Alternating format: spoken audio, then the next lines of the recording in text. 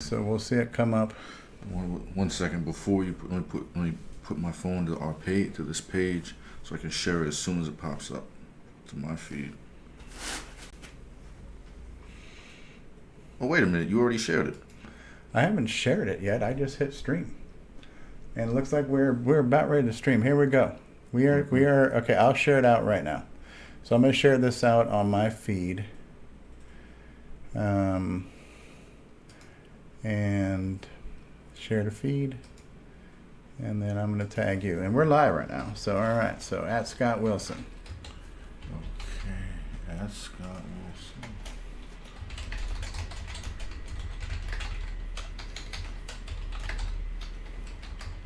Hey everybody, sorry. 1 second, everybody. We're just getting it all straight before we officially start. All right, so here we go. We're live and we're on the air. All right, I just shared it out for you, Scott, as a courtesy. Thank you. No additional charge. Hey, good afternoon, everybody. We're live. We're live again, and not only are we live, but we're in person right here with this guy here, Scott. Right. Scott T. Wilson. Finally in the same place at the same time after months. Yes, I think our first 1 or 2 episodes we did in person, and then we went to virtual because it was just easier with our schedules. But it's Sunday evening, afternoon, something like that. We're here for episode 23 of Culture Goes Pop. I'm Stevie Stroh, and you are? Scott Wilson. Scott Wilson. And what we're going to talk about today, Scott, this was your idea again, another good idea. Well, we're going to talk about Disney Plus and just Disney in general and the embarrassment of riches they've given us through their streaming service. We're going to be asking the question, is it too much? Is this too much of a good thing? Has Disney become, as a friend of mine put it, who also shares my name, Scott, a Walmart of geekdom? A Walmart of geekdom. Interesting phrase. So the first question is too much, or are they giving us too much? And is too much too much? Pick an example, Marvel or Star Wars. We're getting a lot of both of those right now, right? Right. Something you talked about, I think last week, when we were talking about the scary movies and back in the day, and you mentioned like Jaws was in the theater for years, or for there was a time when a movie was in a theater for a long time. Star Wars could have been in the theater for like a year or more, things like that. I think a lot of things attribute that. Number one, competition in the marketplace. There weren't a lot of big blockbuster movies to dethrone something, a blockbuster like Star Wars or Jaws or something like that. There wasn't as much home video. There wasn't as much, there was nothing streaming. Cable TV in the 70s wasn't even doing the reruns of movies. So we weren't oversaturated in the 70s and the 80s, even in the 90s, right? So now we're at a time where we've got theater, we've got streaming, we've got broadcast, we've got cable, we've got so much content.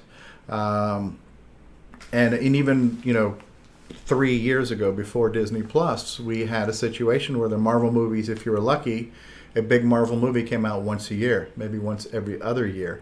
And that was a decent enough pace.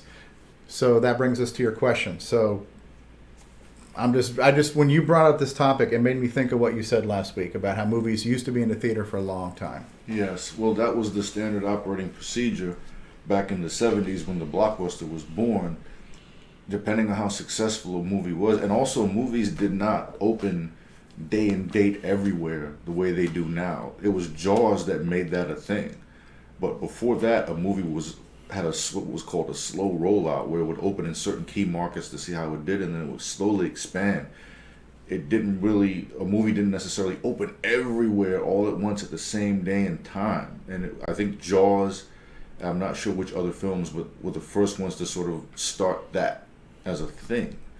And also, like I said last week, and I'll elaborate on that now, when a movie was mega successful, like in the case of Star Wars was in the theater. I think it was technically in the theater all the way up until Return of the Jedi came out, because what you had in some cases, don't remember that, but what you had in some cases were, you remember the second run theaters they would have, like the dollar theaters. Yeah. Oh yeah. Yeah. The dollar. Yeah. The dollar theater. Yeah. I worked at one. Yeah. They had those things, and that was usually when the movie had finished its initial run, and then it would go to the second-hand theaters. Right. Right. But those theaters kept movies in circulation for just a very, very long time. Right. This was before home video. This was, I think, cable start. Did cable start in the 70s, or I can't? Yes. Yeah. Late 70s, early 80s. Honestly, it's all a blur at this point. But Right. yeah. Yeah. I was in middle school when we had cable. Right. Definitely in high school. So definitely 80s, maybe late 70s, but definitely 80s. Right. We had cable. Yeah. But what happened was, things just stayed in circulation longer because you didn't have any other options to see it. If you missed a movie in the theaters, you had to wait until it showed on network television. So if you didn't see it on the big screen, that was kind of it. But cable, home video, these things open up all other options for what they call ancillary markets. Ways for you to watch movies at home and watch them uncut, watch them as they were shown in the actual theater. You didn't really have that so much before, like we said, the 80s. Right. Now you have so many options to watch movies, and the funny thing, you have so many options to watch them now that almost none of those options include actually owning them. That's how many options you have. Right. Matter of fact, there was 6 months ago, I packed up all my plastic movies. Everything I had on disc in a box. They're in the attic. And as we started doing this show, and we're starting to talk about all these movies, I'm like, man, I need to buy this box set. I need to buy that box set. So now I'm buying more movies that I bought. But yeah, we've kind of transitioned to not having the tangible movies. It's all digital, right? So everything we do, it's in our stream queue. It's in our library, right? And modern technology in terms of the internet, in terms of smartphones, portable media devices, in terms of streaming, in terms of downloading, digital downloads and things like that. Everything's direct to consumer. And also, these corporations are able to produce a lot more, a lot faster. And they actually have a fan base to feed. They have a monster to feed. They have a fan base. Right. We've created a generation of entitled fans that just have quality content just raining from the sky. And one of the things I'm sorry to be dominating this, but this is just something that's on my mind. That's why I kind of brought the topic up. I'm starting to miss a time where you were able to sit with and digest these things for a minute instead of constantly taking in, downloading content. That's what it feels like now. When you saw the original Star Wars, and at that time you didn't know that The Empire Strikes Back was coming out, but you got 3 years to digest it, to obsess over it, to go over every detail. You knew exactly how you felt about it by the time Empire came out. Same thing for Empire. The same thing to show you how long ago that time was, when the sequels to Rocky came out. If you remember, each Rocky movie began with a recap of what happened in the last one. Because home video wasn't that much of a thing yet. Right. Home video was the first. VHS was the first thing to change that, where you could watch something over and over and over. So by the time the sequel came out, you didn't need a recap. You just were able to jump right in because it was fresh in your mind. You may have watched it just before you watched the sequel in the theater. So, but now where we are is you don't really get time to sit with these things at all. You don't get time to really let them wash through your mind. Nothing gets a chance to resonate anymore. And that's kind of how a lot of classics were built, is things got a chance to resonate with you. Right. You had time for it to seep in, to kind of marinate into your consciousness and the fandomness of it.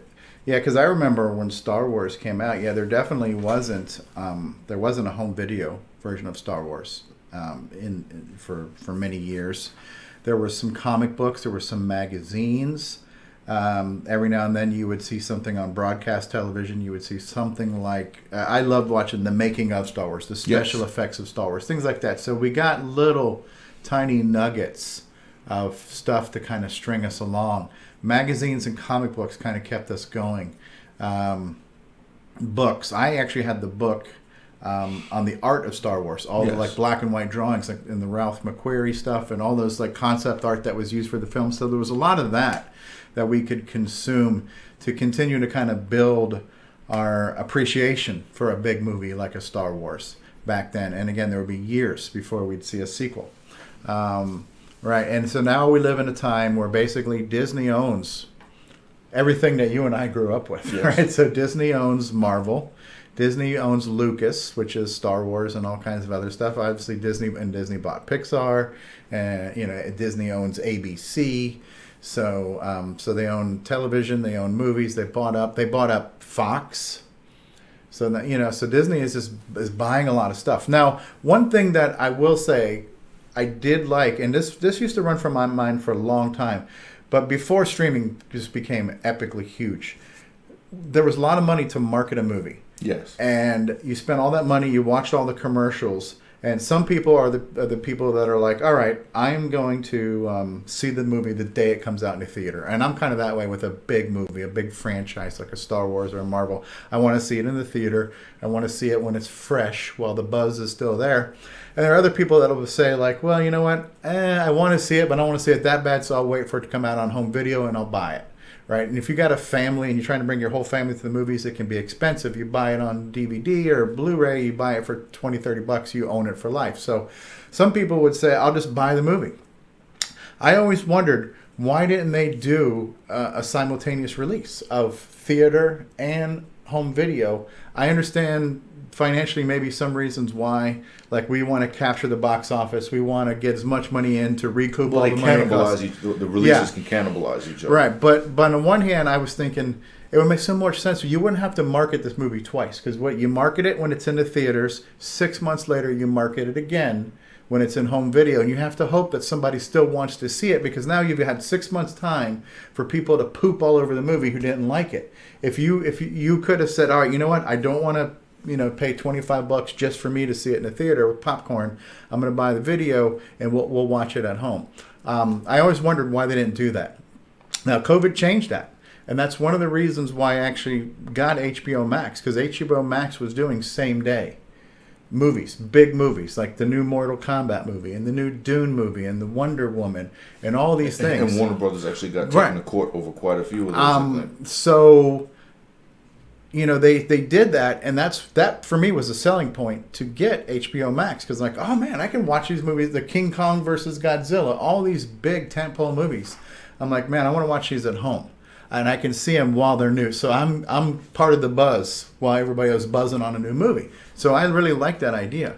And there was some controversy over doing that with Black Widow too, because that was supposed to be in the theaters and they streamed that. But we live in a time now, and the topic of this show, to not get too far off the rails, is that Disney's giving us a lot of content now, specifically in the world of Marvel and in the world of Star Wars. A lot of live streaming series. Not everybody's a fan of all of them. So what are the thoughts on this amount of content?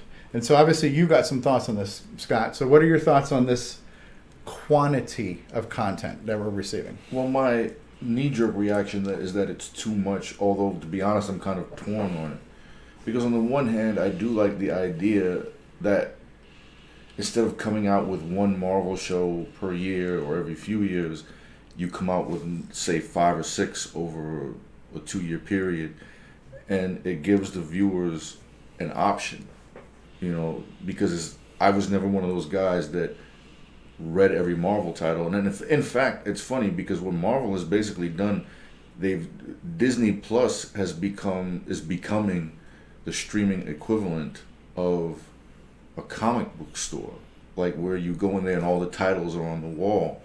And I've never been one of those guys that reads every title. I know a lot of guys who do. Their pull box will be packed to the brim every month. 1 second. So you don't hear the buzz.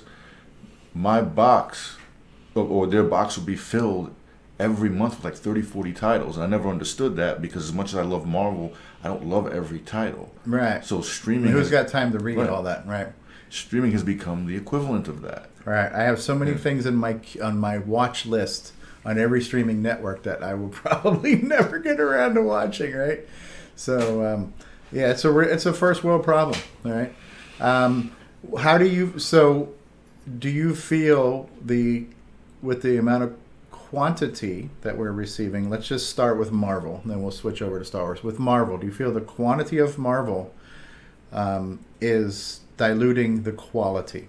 of the Marvel cinematic universe. To a degree, to be honest, I do, because the more you put out, and especially when you're putting out in mass quantities, or it's, for lack of a better metaphor, it's like a drug dealer who's shipping in cocaine by the metric ton. Say hello to my little friend. Right. It's like but when it's like the movie business, or a studio or corporation, it's just, I know Kevin Feige is notorious for maintaining a lot of quality control when it came to the MCU in terms of the movies. He developed sort of a house style for Marvel. But now it's almost as if there's too much, and I feel like I can see it sometimes where there's so much of this stuff out there that they can't keep as close an eye on it as they normally would. Now, I could be completely wrong. I'm just a fan. I don't know how things work from the inside.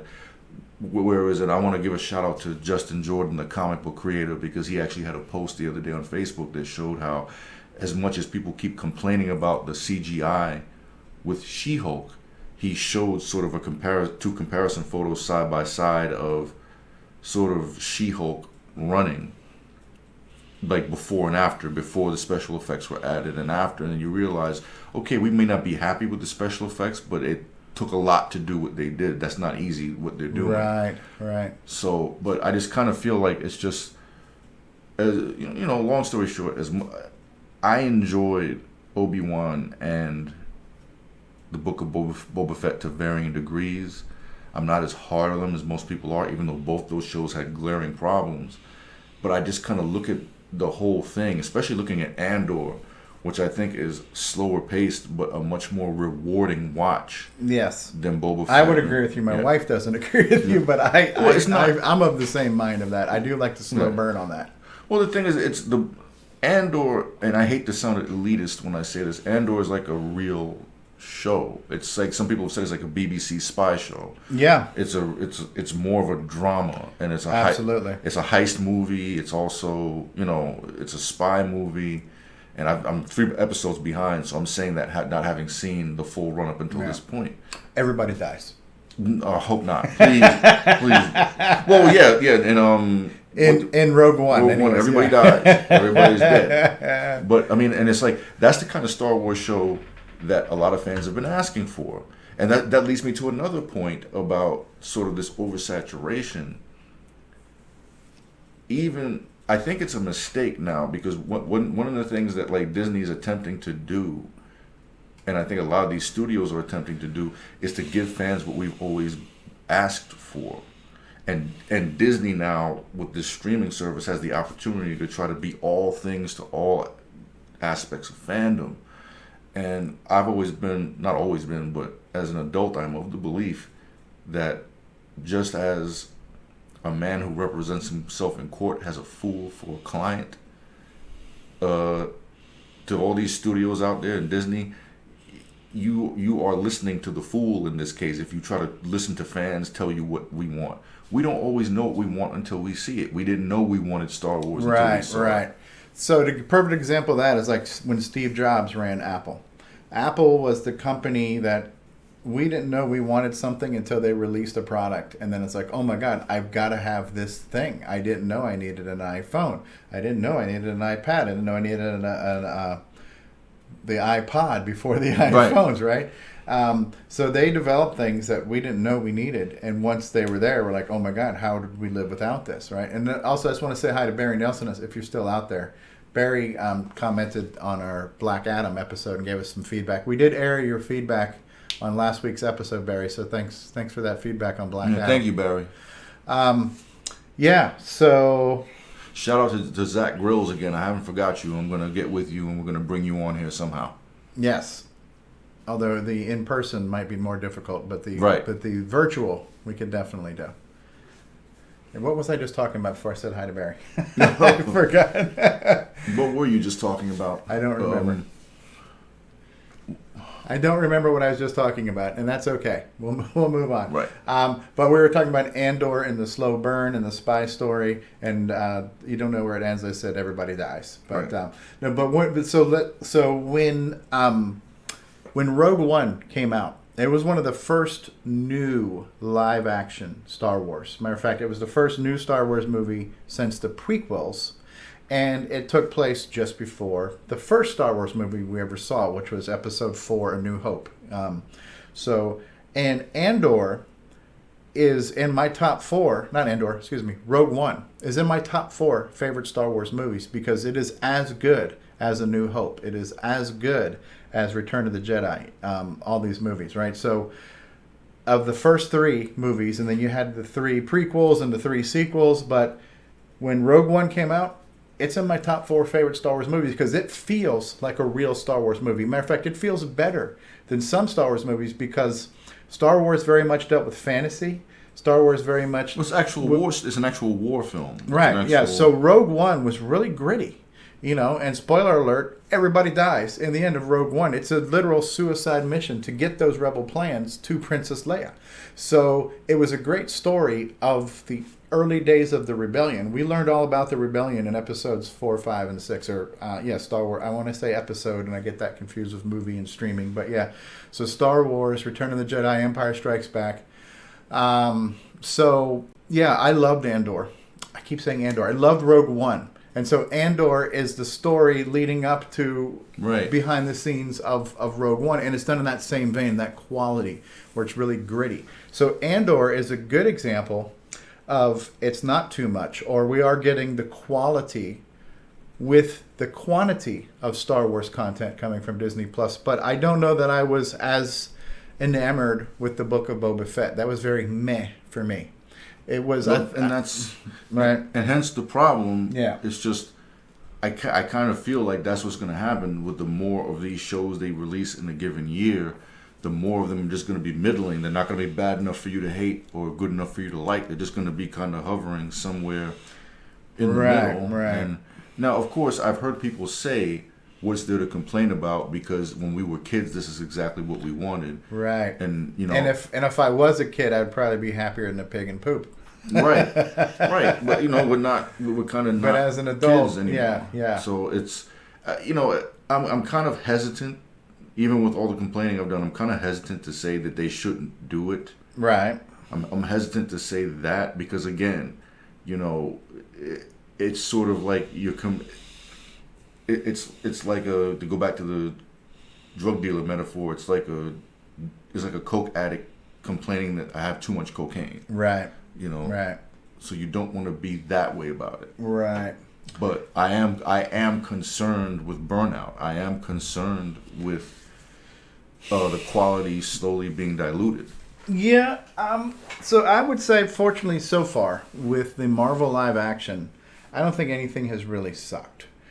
For me, we're switching gears to Marvel for just a second. Yes. My biggest concern with Marvel is not as much as the quality of the live action we've gotten on Disney Plus, but it's more of the focus. Where's all this going? How are all these stories and characters going to intersect? And everything's leading to the next movie, right? So what is the next movie? How is the next movie going to integrate all this on the big screen in a big grandiose story as well? So I am mostly concerned with the direction and the target, the goal. Where is this going? Like when we're looking at Loki and we're looking at, so we did see where WandaVision kind of went to. WandaVision ended up going to Doctor Strange and the Multiverse of Madness, right? The season 1 of What If set up the multiverse for us as well.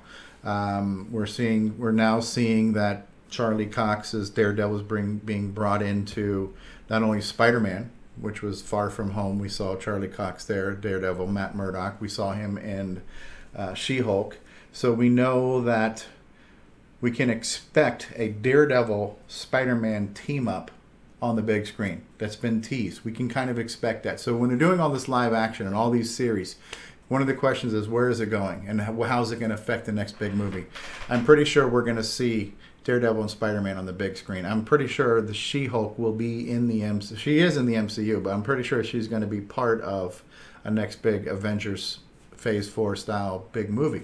How's it going to play out? Too soon to tell. Miss Marvel, I'm really looking forward to what to do with her. I love that series. To me, that was not overkill. That wasn't too much. I thought that was one of the better live action series they did. Again, Falcon and the Winter Soldier. What did they do with that? We're kind of setting up the Falcon to be the next Captain America, and we're also setting up kind of a B team of the other bad Captain America guy and whoever he's going to get for his posse. Right? I forgot his name. John something. Who was the douchebag Captain guy that wore the suit for a little while? I don't remember, but the guy that ended up being U.S. agent. Yeah. So they're setting up a B team with him. So they're planting some seeds. But yeah, I don't think, for me right now, Marvel has not gotten into Marvel live action on Disney Plus. I don't feel we've lost quality. I do question the quantity, although I'm not complaining about the quantity. I'm not concerned with the quality. I'm mostly concerned of the focus and the direction and how we're going to put all this stuff in a pipe and where we're going to aim this hose and what target is it going to hit. On the Star Wars side, I do feel like it's meandered. I wasn't in love with Obi-Wan. Obi-Wan gave us 6 hours of content that could have probably been boiled down into 3. It could have been a movie instead of a 6. Well, the point of Obi-Wan was, I feel like the point of it was just to show that fight between him and Vader. That's what it really seemed like. The entire show was padded out just to facilitate that fight. Right. And I liked the fight. I didn't, again, I don't hate it, but it's just like, it wasn't necessary. If I would have known that's what it would have been going in, I would have probably just watched the final episode with the fight and left everything else. Book of Boba Fett. Book of Boba Fett had some fun things in it, but again, I'm not sure if it was necessary. I mean, I feel like it's just Boba Fett, I feel like in many ways has outgrown his usefulness. He was always sort of this, he was just a suit that everybody thought looked cool. Yeah. And then, it's so funny how Boba Fett became larger than life for all the strangest reasons, And I don't know if Lucas ever really intended for that character to become. And he kind of has been retconned so much now. But if you remember the history of Boba Fett, the first place he showed up was with the Christmas special. The Christmas special. They Holiday did a little Star Wars holiday special that they've tried very hard to erase from history. But he was in a little animated segment there. He was also in the Star Wars Droids series, which there is now, speaking of Disney Plus, it's on Disney Plus. It's very hard to watch. It's very, very, very hard to watch. It was hard to watch back then. And to get the first Kenner version of Boba Fett, you had to mail in. You had to buy a bunch of stuff. You had to mail in stuff. And Kenner blew this guy up as larger than life, saying, oh my God, he's Boba Fett, and he's a bounty hunter, and he appeared in this special, and he's going to be a really important chapter in the next Star Wars sequel, because the second Star Wars movie hadn't even come out yet. So Kenner blew this guy up as being huge. And so now we're thinking as kids, all right, I got the Boba Fett. And if you're lucky, you got the one that shot the missile, because later on, after a few kids choked and died on that missile, they had to fix that where it didn't come out. But you got the Boba Fett action figure. Now you have to wait like 2 years to see Boba Fett in the movie. And it's like, Boba Fett? Where's Boba Fett? He gets knocked, he falls in a hole, he gets eaten by a sarlacc. That was Boba Fett was on screen for like a minute and a half. And we had 2 years of hype on how big and important Boba Fett was supposed to be to Star Wars, and it was a joke. It was a huge disappointment the first time we saw Boba Fett. He was such a loser, and somehow they made him bigger when they did the Star Wars Special Edition. They re-edited him in, so he's in more scenes. He became the blueprint of the clones that became the first Star Wars. So they had to make up for all of the stuff that Boba Fett didn't do. And so now it was really cool to see Boba Fett in season 2 of The Mandalorian as just bringing the character back and saying, oh my God, he's still alive. That's great. We got to see him put on his armor. That's great. We should have just left it there. Right. Certain things I don't think we needed a 6 to 8 to 10 episode season to tell a story. Maybe they should have done a one shot. Maybe they should have done a one shot like Werewolf by Night. Maybe that would have been more, better contained, more entertaining. Right. So I think, again, I'm not a creative, genius when it comes to all these things, but as a viewer, I would have preferred to seen a couple little out of context stories with an interesting character that we didn't have to build up. We didn't have to build the backstory into why this character is in this setting. They could have just done, the whole battle between older Obi-Wan and Anakin as young Darth Vader that story could have been told without 6 hours. You know, Right. there could have been ways to do that. So yeah, again, I kind of was meandering on Mandalorian just a little bit. Season 1 I didn't hate, but I felt it was a little bit too cutesy. Season 2 got really good. We almost got a season 2.5 because the second half of the Book of Boba Fett had to be rescued by the Mandalorian because it was going so horribly bad. So I feel, and then now there's so much Star Wars animated content now, and I've never really watched I never watched the Clone Wars. Did you watch the Clone Wars? Certain episodes. I didn't watch it. I watched pieces of it because my wife watched it. So the Clone Wars, I know nothing about. The Bad Batch, which they came out with. I saw the first 2 seasons of Rebels. Yeah, Star Wars Rebels. I didn't watch too much either. My concern there with the animation for me, as not a kid anymore, to me Star Wars canon should be on the big screen, right? Star Wars started off as a movie. Anything that happens in the Star Wars world should be live action. The fact that they have animated Star Wars is great. It's great filler content. It's great for kids and adults alike. However, I feel like Star Wars animation should not be canon. But that's just me, only because I don't have the time to watch it all. If they do it live screen with actors and people, and now Mandalorian, Obi-Wan, Book of Boba Fett, that's all live action. Andor, that's all canon. To me, Star Wars canon should always be live action. That's just my personal preference. That's one person's opinion. Because this guy doesn't have time to watch 10 million freaking animated episodes. Well, and that's another point. Although I've heard Clone Wars kind of starts out okay and then gets great over time. I've heard that. Right. And Disney Plus did like a final season of it. They did a final season, and now they have a new one called Tales of the Jedi, which is a limited series, taking some of the characters from the Clone Wars, especially Ahsoka. What's her name? Ahsoka Tai, whatever. Chick with the hair things. So they're doing stuff with her, and again, I think she's a Twilight. So a lot of the stuff they're doing too. They kind of keep messing with continuity and stuff, and then there's a whole new school of thought that fans should just forget continuity, right? Stop worrying about it if this is continuity, if this is whatever. It can be crippling. It can be crippling. Right. I guess in some ways it can.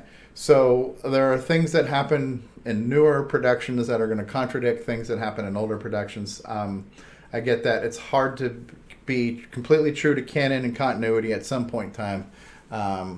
But yeah, for me, I don't think there's too much live action. I think there's too much animation, and that's just my personal point because I don't have time to watch it all. Well, for me, it's like what you mentioned about having the time. That's another issue. It's just I don't have the time to dedicate to all of this content. And I've never really been a fan of the binge format where they release every single episode of a season in the whole season day. at once, which is what Netflix does. Yeah. For me, the novelty of that has burned out. I was really into it with the Netflix Marvel shows, but I kind of prefer the way Disney Plus does it, the week by week release. That actually works better for my schedule too. It works better for my schedule, but again, it gives you time to digest, to process what you've seen up until that point, right? And you feel like you're actually following a show, as opposed to just watching this kind of unwieldy long movie. Like this kind of, and that's another thing. These things are not. They always say, well, it's like a long movie. 9 times out of 10, and not 9 times out of 10, it just feels like it's all over the place. Because a movie has a beginning, a middle, and an end, right? So and not to say that every binge format show is bad. Not saying that at all, but it's just it just like it has no form and no shape. It's just sort of 6 hours of this thing. But I mean, again, like I said, I have my issues with it. I think it's probably going to be one of those things that we're not going to really be able to see what the effect of all of this was until we're past it, until like 5 years from now, looking back and saying, okay. Right. I tell you what, there are things I have no complaints about Andor. I don't have a complaint about the pace. No. I really love seeing this side of the Empire. Yeah. The Empire as a military force, and even within that structure, how, you know, like the blonde chick is really fighting for seeing things that are not being seen, seeing patterns of the rebellion, and having to kind of keep flying that up the flagpole until she gets somebody to listen to her, because there's so much bureaucracy. It's such a man's club, a good old boys club, a boys thing. But yeah, it's really interesting seeing how they're treating this like a military operation. And honestly, when you're like in that little war room with all the generals and lieutenants and all these guys, and you're hearing them talk, you almost feel like these are the good guys. But these rebels, what's up with these rebels, man? These rebels are a bunch of scumbags, man. Why are they blowing up? Why are they stealing? What's wrong with these people? You know, so and they always say that every villain is the hero of their own story. They don't see, and so you're sitting there in this meeting with the Empire, and you're like, man, yeah, what's wrong? The Empire is just trying to do their thing, and all these rebels are doing all these little shady side deals. What's going on? Yeah, so flip that script. It's kind of interesting to see the sort of the war room meetings where you're, you know, seeing these different officers get disciplined, or seeing them being, you know, it's like a real job, right? And then you're not. I don't know how far you have, but have you seen the Imperial prison where Andor's in prison yet? No, I haven't. So that's just a whole nother thing too, is these freaking workforce prison camps that the Empire has. Don't say anything else. That's it. So, yeah. So this, to me, this is when live action is done right. When we're getting to see more than we would have seen in a movie, because they just didn't have time to show us all that in a 2 to 3 hour movie. This medium can be used effectively to where it's not overkill. And I feel Andor's doing a great job with that. Andor is a great story. We don't, well, you know where it ends up based on the movie of Rogue One, but you don't know where this series is going to end up. It's really interesting. There's a lot of cloak and dagger going on there. So like you say, it is kind of like a British spy film, things like that. So I like it. I like that there's no Jedis. There's no Force. We don't see the Emperor. You don't see Darth Vader. It's just basically, it is the Empire, and it's a bunch of people just trying to fight for their freedoms. And those struggles and these little pockets of resistance that are trying to take down this Goliath. You know, David versus Goliath is kind of what it's like. But David is in fragments all over the galaxy, you know. So it's well done storytelling, in my opinion. So this is one time where getting 6 to 8 to 10 episodes to tell the story is not too much. This is the Goldilocks just right. Whereas I don't agree with Obi-Wan. But yeah, is there a moral to the story? Is there more we need to say, or I don't know? I mean, I don't know if there's a moral. I think it's just one of these things where there's probably no right answer, you know, because fans, we ask for things, we dream of things, and we get them, and we're still not happy. That's kind of like the ongoing story of fandom throughout the decades. Right. So, you know, I'm even though I have issues with the way things are now, part of me is very hesitant to completely throw it out the window or to complain too much about it, because I remember how I used to be as a kid, wishing we had this, wishing we had that, wishing there were more movies about Marvel characters, wishing there was a Punisher movie, wishing there was a Punisher show. Right. And we've gotten all those things now. Right. Be careful what you wish for, right? I did, even speaking of the Netflix, so what I did like about Netflix before there was a Disney Plus. So Netflix brought us street level, grounded heroes, very gritty, a lot of violent, a lot of blood. So the Daredevil was hella good action scenes, a lot of violence. Punisher kind of was brought in as a character, I think, in season 2 of Daredevil, and then he ended up getting 2 seasons on his own that were probably a little bit too much. But I felt that John, what's his name, who plays the guy from The Walking Dead, too, Shane from The Walking Dead. He was great as the Punisher. He was great as the Punisher. So the actor and the portrayal and the character were brilliant. Might have been a little bit too much, but between him kind of taking over season 2 of Daredevil and then having 2 seasons on his own, might have been too much Punisher. Well, one of the issues I had with that show, and this has nothing to do with the actor, one of the issues I had, I thought they probably developed Frank Castle a bit too much, because in the Marvel universe, Frank Castle is pretty much just like a psychopath. He's just simply a mass murderer who got set off because his family got killed by by the mafia in Central Park, I think it was. And got caught in the middle of a shooting. So I feel like they tried to really flesh Frank out in that series and make him human, but that's the problem. In the comics, he was never really. He's not. If you've ever read, especially the Garth Ennis run, that lasted from the early 2000s into probably about 2008. That was like an epic, legendary run. Frank Castle, he wasn't accessibly human in any real way. Okay. And that's what made him different that's what made Frank Castle stand out in the Marvel Universe, was that he was sort of like Paul Kersey from Death Wish, but plunked inside of this world where you have mutants and you have all this other stuff. He's kind of looking around like somebody should just kill all these guys.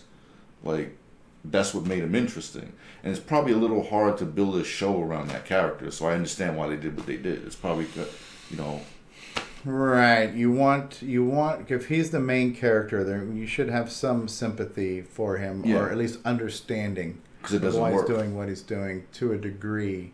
Yeah. And then at some point, so then and like you said, they kind of modernized it for the new generations, where he's kind of got like PTSD from everything that's happened to him. So what happens when you get over this? What happens if you get justice on all the people who wronged you?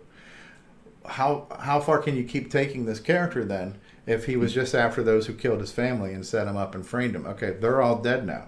How can you continue a series of comic books or series on a guy? There's got to be more reasons why he's doing things. The idea of the vigilante is great, but Batman's a vigilante to a degree, right? Daredevil's a vigilante, but neither of them are like using assault rifles to vigilant. If that's a word, right? But again, that's what made the Punisher so. And also, I know this is like kind of a sidetrack from what the topic of the show is, but what made the Punisher initially interesting, and he was inspired largely by this character it was a pulp novel character in the 70s, and I can't remember his name right now, but I just remember that he existed. And it was a guy who fought the mafia, because his family was killed. It was the 70s, and if you look at the similarities between him and the Punisher, there's a series of pulp novel, and the similarities are very striking. Right. But what made the Punisher so unique was that in the 70s you had Death Wish, you had Dirty Harry, you had that kind of stuff, and then going into the 80s you had Lethal Weapon, and that kind of stuff. So it was like you had a Marvel character that kind of catered to that sensibility, and he stood out because superheroes traditionally don't kill. Well, and those sort of things. Right, he had no superpowers. He had basically the black shirt with the skull on it. He had like a ammo belt around it. It was all black with a white skull, an ammo belt, and just guns, and just killed people. I didn't read the comic, but I knew of him because Marvel was really good at making you aware of their catalog. Yes. No matter what comic you read, you knew about other heroes. They had references in the story. References, they had advertisements. And, all kinds of stuff. So Marvel was really good at kind of letting people be aware of their catalog of heroes and villains and anti-heroes and whatnot. I did like Frank Castle on Netflix, but I think we got a little bit too much because, again, when I heard they were leaving Netflix, not knowing that they were going to end up on Disney Plus, which, knock on wood, thank God they did. We didn't lose that content. I rewatched everything on Netflix. So I rewatched all the Daredevil. Not too much to complain about that. Rewatched the Punisher. And again, my opinion is we didn't need those 2 seasons to tell his story. I think those 2 seasons too much. Same thing with Luke Cage. I don't know that there are certain characters I feel they fit well as part of an ensemble. They don't necessarily carry a show or carry a series. Well, I really liked Luke Cage when I first saw it. The show has other issues. My main issue with it was Luke Cage was a character that was inspired very much by blaxploitation. He came out during that era, and that was Marvel trying to cater to that demographic. And the show, I think, didn't have enough of that vibe going for it. I mean, because to me, there's a lot you can do with the show with a character who functions more almost like a private investigator in Harlem. Mm-hmm. And there's a lot there that you can do, and the show kind of scratched the surface, but didn't really go far enough. Yeah, so I don't know if he's going to make his way into the MCU or not. That'd be interesting to see. Um, yeah, but so far for me with Disney Plus, and this is the problem now. Disney owns everything. I feel to some degree Disney has, in a way, ruined Star Wars a little bit because I just wasn't crazy about the sequels. They didn't suck, but they weren't. I don't know. Again, it's like the prequels. How are you going to make everybody happy? A new generation of people who are seeing those episodes 1, 2, and 3 for the first time, if that was their first Star Wars, there's nothing for them to hate. It's entertainment. If you grew up on Luke Skywalker and Mark Hamill and Carrie Fisher and how things were in the 70s and the 80s, and then you see the 2000 version of all that, it's not the same storytelling. It's not the same chemistry. It was more about visual effects and less about the practicality. Again, just when we talked about like when they made Jaws and they didn't have the shark, how they had to work around that and how that built up some of the suspense and some of the vibe and soul of the show. Star Wars was very heavy on practical effects. The only time you had special effects was when you saw the spaceships in outer space, but everything else was filmed on a soundstage or somewhere. The prequels was all wide-scale CGI. And I think to me that's what ruined the fourth Indiana Jones movie too. If you remember the second movie with all the bugs and she's walking through the dark caves and she's reaching in to touch the bugs and everything, that was all real. Those were real bugs. Well, and so that was creepy, right? When you look at the Crystal Skull, it's a bunch of CG ants running around. As a viewer, you know there's nothing real about that. And so you can't invest yourself to that.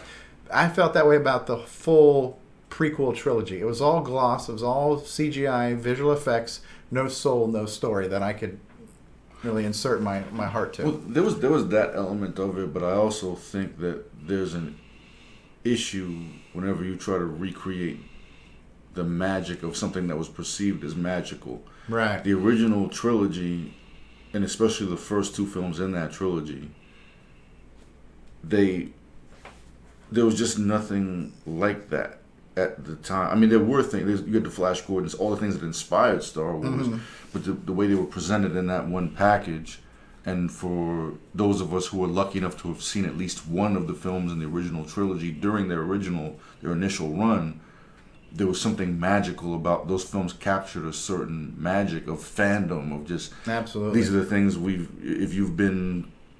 if you've been playing role-playing games, or if you up until that point, or you watch Planet of the Apes or Star Trek or anything, and you're seeing like this stuff being realized on screen with real money, with a real filmmaker behind it who has a real vision.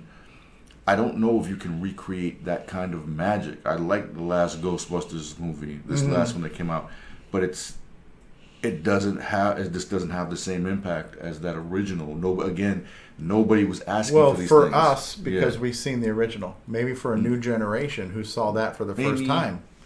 That's impossible for us to know because it's not new to us. But also, remember, this generation they're being bombarded with marketing in a way that we didn't see those things coming. We didn't, like back in our time, back in our day, you didn't necessarily see those things coming. When I'm trying to think of a movie. I remember seeing the trailers for RoboCop, the original, on TV as a kid, and I knew I was going to like it, but I wasn't prepared for what it was when I saw it. I was like, "Whoa, this is more than." There wasn't an internet, but if you were buying the trades, if you're buying some of those magazines, like you and I were getting, the famous Monster, Starlog, Fangoria, a lot of that was kind of the super fan trade to know about what movies were coming out a little bit too. So you might have knew a little bit about it and seen a little behind the scenes of it. But yeah, nothing could prepare you like now we have full spoilers, weeks before the movie's out. There's already people hating on movies that haven't even aired publicly yet and things like that. So the internet, for better or for worse, there's movies that I've not, like, I'll tell you a perfect example. When the video game Cyberpunk came out, I didn't know too much about it, but I knew everybody complained about it forever. And if I was a person who was easily swayed by public opinion, I might never have tried the game. I ended up trying the game, a year later. It was a perfect game. There might have been bugs at launch or whatever. Well, I think that's over the long term. I think that game has kind of redeemed itself in certain ways. Yeah. I think it's kind of become whatever it was initially supposed to become. It's kind of stood the test of time in a way. So, but the hype machine that exists now, where the movie studios and the game studios and the TV studios, they've got to capture the imagination of these different demographics and get people to tune in to whatever that thing is, right? So it's a different time. Like I say, we used to see a commercial on a small screen TV and read a comic book, read a magazine, and we were in. We wanted to see it, and then we had to experience it. There were so many experiences that you and I had that I feel that experience, it's so hard to continue.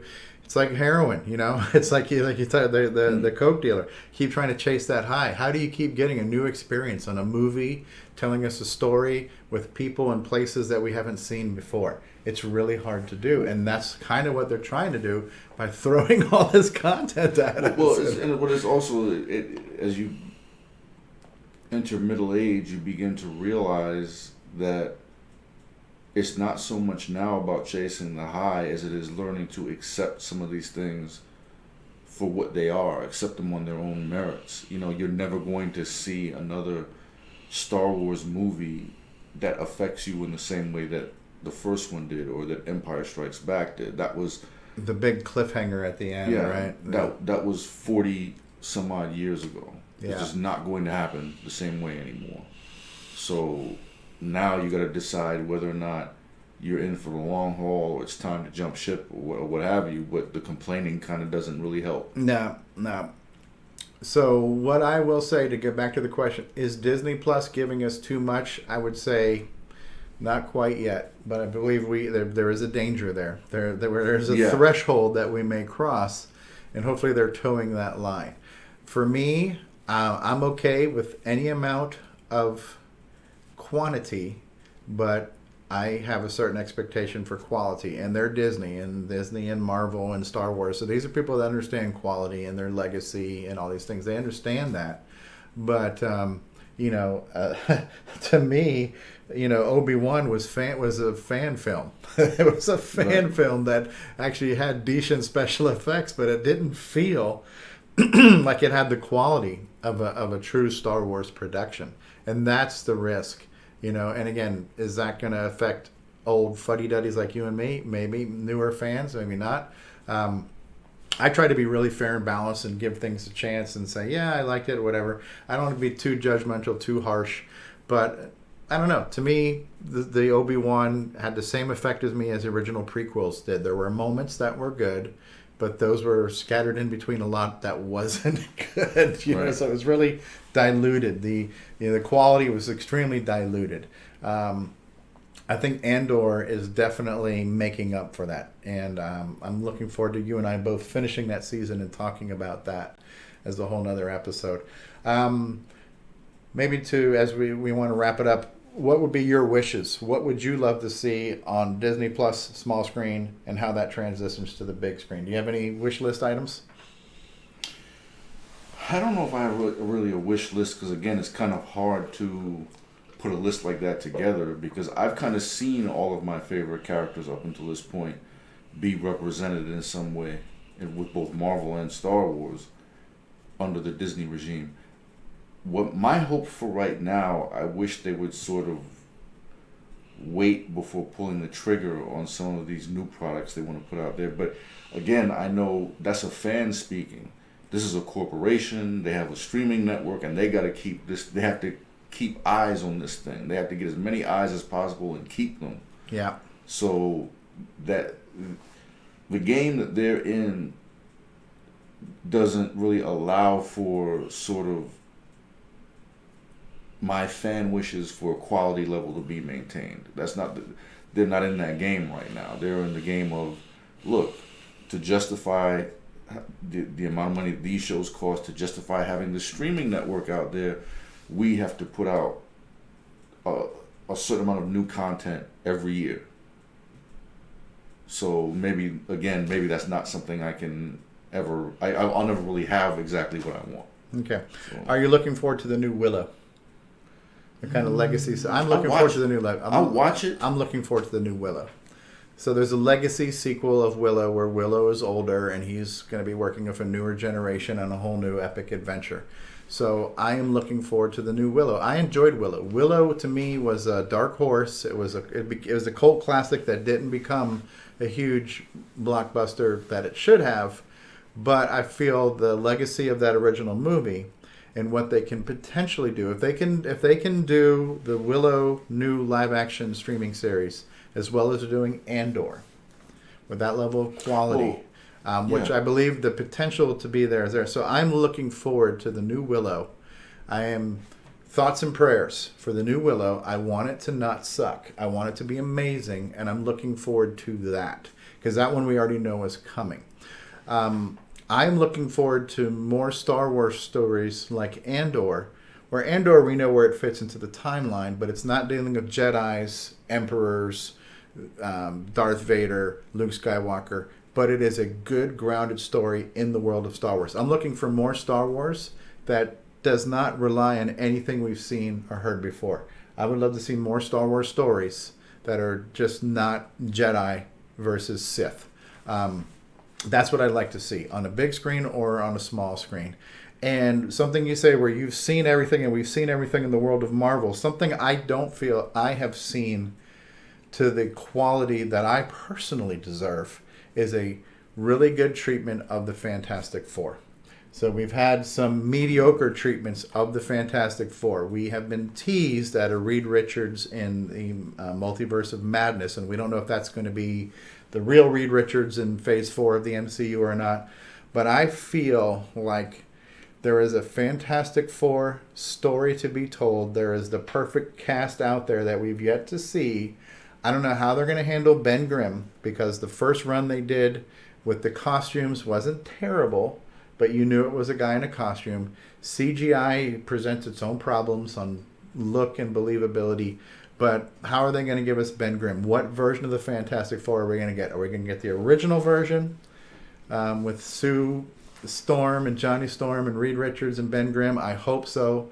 Are we going to have frickin' Doctor Doom in there again on that first movie? I hope not. I hope they can have a different challenge and Doctor Doom comes in later. Actually, with Doctor Doom, I want to see a better version. I want him to see him look like he looks in the comic books with the armor, with the green hood and the cape. I want him to look like a mechanical metal menace. So I feel that's something we haven't seen. And I feel that the Fantastic Four story needs to be a big screen thing. It needs to be its own movie. It should not be a streaming series. So I feel that's something we haven't seen yet done. To think about when you saw the first Iron Man movie for the first time. Kind of like seeing the first Star Wars for the first time. It's stuff we had never seen before, right? We didn't know that was going to launch the MCU. I want that level of wow and excitement by seeing a Fantastic Four movie. That's my wish. Okay, I could stand to see a really good Fantastic Four movie. Yeah. I feel the Avengers that we've seen, they were great. I love them all. And Barry Nelson mentioned in a comment earlier how they maybe shouldn't have pulled the plug on the original Captain America as soon as they did. But what I do understand, too, is that actor had been playing that role for over 10 years. So, that's burnout. That's burnout, right? So Chris... I can't think of his name right now. I'm just really bad at that. But yeah. Chris Evans. And also, yeah. I think, but to be honest, if looking at it from a movie standpoint, not as a comic book fan standpoint, I think the story with that character had been done. It's told. It's told, and it actually wrapped up. Yeah. It wrapped up well. So, and there's been different versions of successors to Captain America in the comic books where I think when Bucky Barnes was a teenager, a kid, and one version of the World War II Captain America. So not kind of the same contemporary age, but Bucky Barnes was a next Captain America at one point in time. I'm assuming the Falcon was in the comics as well. I think the Falcon is a great character. I believe the actor is doing a great job there. I did like a lot of stuff they touched on in that series where we're talking about, intolerance, be it either racial intolerance or just kind of immigration intolerance and things like that. So it was dealing with racial prejudicial issues. I felt it wasn't like in your face, but it made us aware that this is real in the world, and we're kind of bringing in real day problems into this fantasy world. I liked how they did that. I liked the question they asked where Falcon had to ask himself, why do I want to fight for a country that doesn't accept me as an equal because of my color, but because it's the right thing to do for, I believe in this country, even though if everybody in this country is not of that same open mind, the country and the spirit of this country is what I believe in. And so he was willing to look past the short-sightedness of people for the bigger picture of what's the right thing to do. I love that piece of it. So I'm really looking forward to what they do with the Falcon and future Captain America stories. I think there's stories there to tell that we haven't necessarily seen yet. Is it going to have the same effect as Return of the Jedi? Probably not, but it's a story I'm looking forward to. There's the new Ant-Man and the Wasp that's coming out, right? The Quantum Mania. That's going to be interesting. But again, is it something we haven't seen before? Are we going to be blown away? I think it's going to be a lot of laughs. I know there's going to be laughs because that character is funny. There's going to be great visual effects. There's going to be action. It's going to be a roller coaster ride. I'm definitely looking forward to seeing it, and I know I will be entertained. But kind of like what you're saying, is it going to be an experience, a new high we haven't experienced before? That's really hard to do. But that is something I'm looking forward to. That's a movie we know it's already coming out. I don't even know what else to wish for. Another wish would be just that Marvel gets all of its characters under its own umbrella now, and we don't have all these corporate wars on, Sony owns Spider-Man, and we can't bring the Hulk in because this person owns the Hulk, and this, I think the Hulk is universal. Yeah. So if I'm sitting there going over my wish list, I want Marvel to have all its shit together and all of its characters. I would like to see Planet Hulk. One roof. That's one thing. Yeah, I'd like to see. believe we're being teased in that in She-Hulk. I believe we're being teased in some version of that. So, yeah. But for me, if I had to give my final verdict, I don't think Disney Plus is giving us... I don't think it's overkill. I think we're on the verge of oversaturation and losing some quality, but I don't think we're there yet. Wait and see is my opinion. Wait and see. That's the mode that I'm in right now. All right. Well, we just hit the hour mark. Do we want to wrap this one up? Yeah, I think we pretty much said what we can say. We said what we can say. I know we asked a question. I don't know that we answered the question. I think we both chimed in on our feelings on that. I always try to remain optimistic. But, I do have my gripes and grievances on little piddly things too. So, good topic. Barry Nelson, you were our live viewer of the day, so thanks for being out there. Another live episode. Not only is it a live stream, but in person.